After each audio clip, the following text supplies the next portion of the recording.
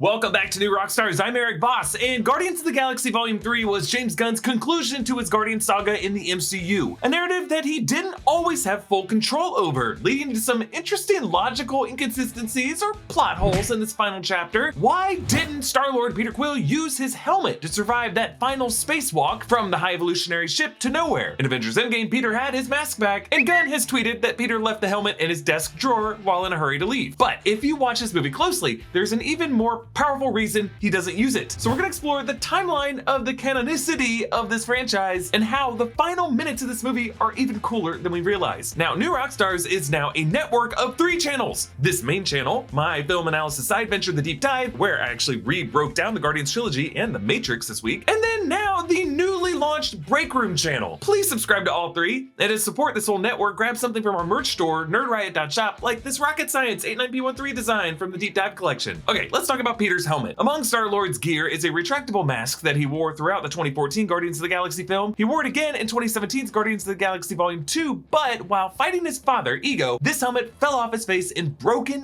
pieces. That's why, in the final act of that movie, Yondu has to give Peter his spacesuit to allow him to breathe in open space. Previously, Peter's helmet would allow him to fly around in space. We saw him do that in the first film while flying back from the kiln to grab his Walkman to catch back up with the Milano, and when he flew outside nowhere offering his mask to Gamora so that she could survive. But then came Avengers Infinity War, which technically takes place 4 years after Guardians Volume 2. In that time, the Guardians have upgraded to a new ship, the Benatar. Groot has aged up into teenage Groot, Peter grew some new facial hair, and throughout Infinity War, he uses a new helmet that he presumably rebuilt during those 4 years. James Gunn did not direct Infinity War or Endgame, the Russo brothers did, but Gunn is credited as a producer on both films and consulted on the Guardian scenes for those films. He just didn't have final creative authority on the story, which is probably why Gamora gets killed off in Infinity War. Now, Peter Quill dusts in Infinity War, but when he returns in Endgame, he's once again wearing the mask, and he wears it in the scene where he reunites with Gamora. We didn't see Peter wear his mask at any point in Thor: Love and Thunder, which was directed by Taika Waititi, or in the Guardians of the Galaxy Holiday Special, which was directed by James Gunn. So this kind of led to 2 different realities. One continuity overseen by James Gunn, in which Peter Quill no longer uses his mask. One overseen by the Russos and the Marvel Studios Brain Trust, in which he does. Far more people saw Infinity War and Endgame than people who remember that Peter wasn't wearing his mask in those brief scenes in Thor: Love and Thunder and in the Holiday Special, and it's been years since we saw that brief shot in Volume 2 of his mask breaking, and we are just psychologically wired to see reality as the presence of something than the absence of it. And so when Peter leaps into the void of space, it just really bugged some people why Peter would do that without a trusty helmet that everyone remembers him having in Avengers Endgame. So when asked about this on Twitter, James Gunn responded, quote, "It's in his desk drawer in nowhere. He had to get out of there fast, as you know." And for the next question people ask, the rockets that clip onto his boots are far inferior to the jetpacks Rocket has made them, so they're not around at all anymore. Because I guess people were also asking why Peter doesn't have his rocket thrusters on his boots. Someone further down the thread reminded people that Peter's mask broke in Volume 2, but then Gunn responded, "It did, but then he somehow had a new one in Infinity War. Somehow," which you can't help but hear as, "Somehow Palpatine returned." Now, Gunn has told The Hollywood Reporter that, in reference to Infinity War and Endgame, quote, "They did some things that I wouldn't have wanted." He said Star-Lord would have killed Gamora if she asked him to, but he would not have punched Thanos to doom the universe. That could be how we get this moment in Volume 3 where Peter comments on the events of those movies. "Yeah, she was my girlfriend, only she doesn't remember it because it wasn't her. Because her dad threw her off a magic cliff and she died, and then I lost my temper and nearly destroyed half the universe. And she came back out of the past. There she is. Everyone else who died in the past stayed dead, not her. Why? Was it the magic cliff? I don't know. That's some freaking Infinity Stone scientist. And some dumbass Earth dude who met a girl, fell in love. That girl died, and then came back a total dick." You left out some important information, but that is the gist of it. Now, May is kind of the best month. It's sunny out, perfect temperature. You want to be outside, and you can maximize your time outside by minimizing your time in the kitchen with Factor. Factor's fresh, never frozen meals are ready in 2 minutes. Just heat and enjoy, and then go back to walking your dog. Factor is America's #1 ready-to-eat meal kit. In other videos, you might have heard me talking about also using HelloFresh, but that's because Factor is now owned by HelloFresh, and I use both, so my life is easier and tastier. Factor lets me skip the trip to the grocery store, skip chopping, skip prepping, and skip cleaning up. Plus, Factor has more than 30 34 weekly options, so I never get tired of what I'm eating. Factor also now offers Gourmet Plus meals as part of your weekly options, so if you're craving something special, you get something special. For sides, you also get premium produce like broccoli, broccolini to perfectly complement your protein, which can be surf and surf, that's shrimp and salmon, or surf and turf, shrimp and steak. And I can tell you from personal experience, even after reheating that steak, it's so good. It's not dry, it's not tough, it is just good. This month I got some creamy jalapeno chicken. It was so delicious, it's so easy to make, and it really just made my day.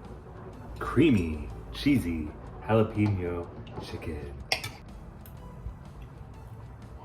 So head to Factor75.com or click the link below and use the code Rockstars40 to get 40% off your first Factor box. Once again, that's Factor75.com and use code Rockstars40 to get 40% off your first Factor box. Actually, James Gunn's decision to have Nebula give Rocket the vibranium arm of Bucky Barnes in the holiday special kind of feels like revenge for the studio screwing with his characters' lives. And now the people making Captain America 4 and Thunderbolts are gonna have to scramble to justify this, or just ignore it. I don't think it's implausible that Peter would have left his mask in his drawer on Nowhere. He was drunk in the opening act, within hours of Nebula having to carry him home. By the way, Gunn revealed that that was a Chris Pratt dummy that weighed 35 pounds. And that is so awesome. That's my real proportions? That's what I look like? That's you. But what may be harder for you to buy is that Peter would take that leap of faith without having his helmet. Did he forget that he didn't have it? Was this really just done to structure in a victory for Adam Warlock to justify him joining the team in the final minutes of the movie? Well, sure, Peter and Adam recreating Michelangelo's creation of Adam was no accident. Peter is descended from a god, and you could see this as Adam's activation moment, but there is more going on here. When you rewatch this scene frame by frame, Peter only went back for that Zune before Cosmo fainted and the bridge broke. But of course he wouldn't leave it behind. After Ego broke the Walkman, the Zune, with its music compiled by Yondu, is the only parental link Peter has left. And Peter actually makes a really smart tactical improvisation here. He rips the fluid hose off the bulkhead and he takes it with him into space. He releases tiny bursts to continue to propel him, just like Wally does with fire extinguisher, or Mark Watley does with the slash in his spacesuit in The Martian. And once Peter is aimed correctly, he releases the entire hose and uses Newton's third law, jetting him forward. Now debris slows him down, but in a few seconds, we get to see how Peter Quill both still loves Yondu and is capable of smart on-the-fly engineering solutions the way Rocket always pulls off. He uses his heart